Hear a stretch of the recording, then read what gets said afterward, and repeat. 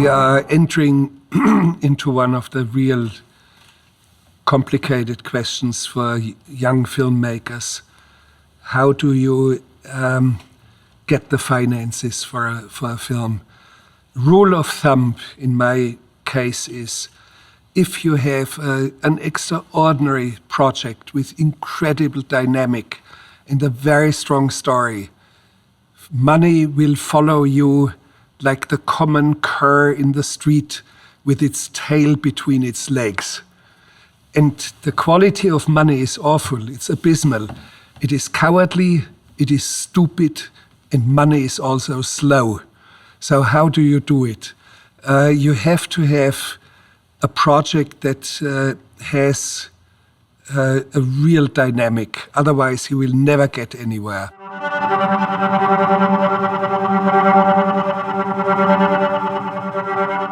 I'm somebody, and you should know that because it's so bizarre, I'm somebody who made his first phone call at age 17. That was actually to contact producers who were in a way inclined to produce a feature film that I had scripted. And they were not completely against me doing being the first-time director. So I made phone calls because I was still a school kid and looked like a boy. I was not even fully grown up yet. And when they saw me, it was immediately clear this was not going to happen. They laughed and I turned around. Important in this encounter was that I got angry and I knew I would never become a filmmaker unless I became a producer myself. My advice is do it as I did it at the beginning. Nobody, when I was 15, when I was 16, 17, 18, nobody wanted to produce or finance any of my films. So it made me angry and it made me understand ultimately you have to become your own producer, your own financier. And it means I earned money in a steel factory doing the night shift as a welder, and I earned enough. Within 2 years of work, I earned enough to do my first featurettes. When it comes to balancing your own vision and the cash, small amounts of it that you have available, earned yourself, I think you have to be prudent and choose a subject that does not require extravaganzas of building sets or extravaganzas of having a big name actor in it and all these things. And you have to do it like somebody like, I think his name is Rodriguez, who did his first feature film on celluloid for, I think, under $10,000, and he published his budget.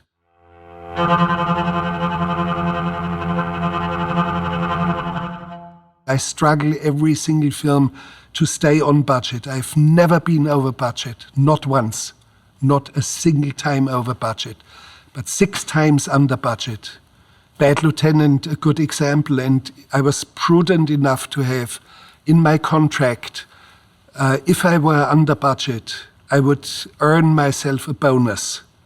So I earned a very good bonus, and I really looked, and I have the right in my contracts to look into the daily cash flow with the accountant. Me, the director, I'm sitting with the accountant in the evening and I'm checking into cash flow, and all of a sudden I see where the money flows, that you spot where the problems are emerging. I see costumes, all of a sudden 120% in the first week of shooting.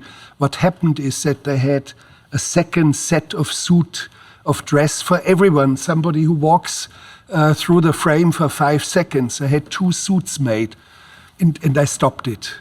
No more duplicate or triplicates of a costume, only for the leading characters, yes. And so very often you have to do things that are not really your business, but they have been my survival. And what I have understood very early on is how can you long-term survive. And one of the things is understand the demands of finances, stay on budget, try to stay under budget, be responsible with what you are doing, with what you are spending.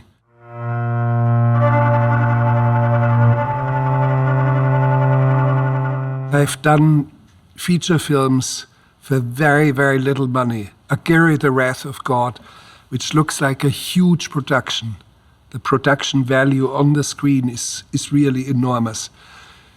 And it's a film that cost $360,000.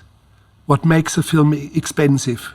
Number one, it's a time of shooting. Reduce the time of shooting. Celluloid, expensive. Every second that's rattling through your magazine, costs you $4 or $5, because it's not only raw stock, it's a lab, it's a prints, it's a post-production, all of this.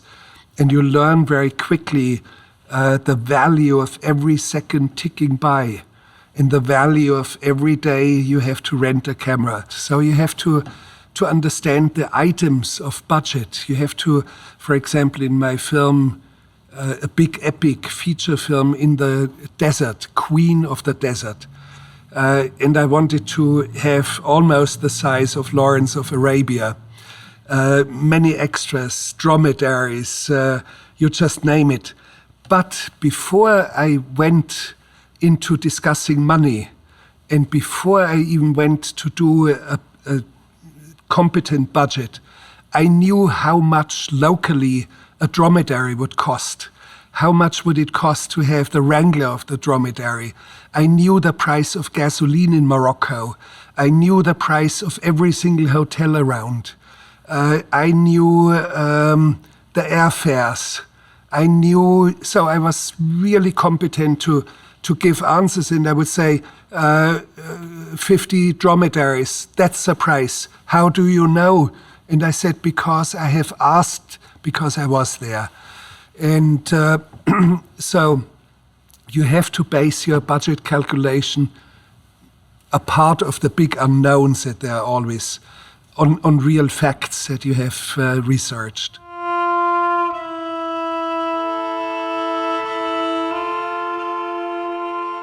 Ultimately, you can do a film with 2 persons only, sometimes even only one.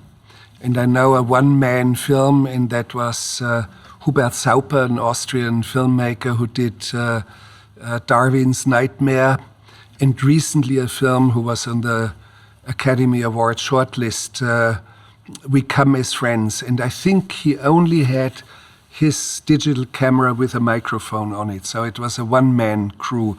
But I personally have done films only with 2 persons, one cinematographer and me doing the sound and directing the film.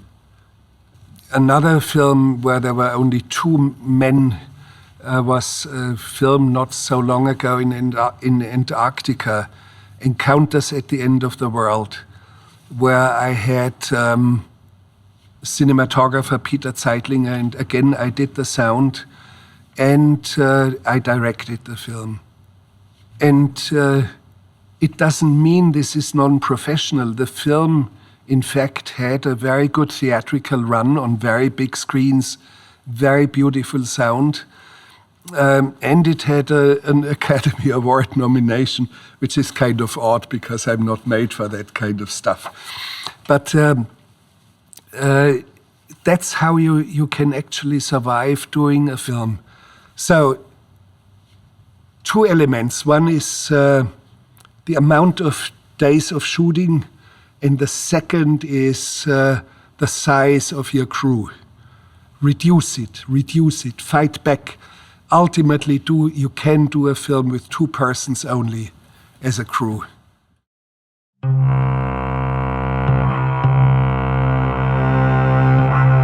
If you are able-bodied, start to work, and it takes you 3-4 months or 5 months, maybe a year, and you will have $10,000. With $10,000, you can make a feature film nowadays, a full-length feature film.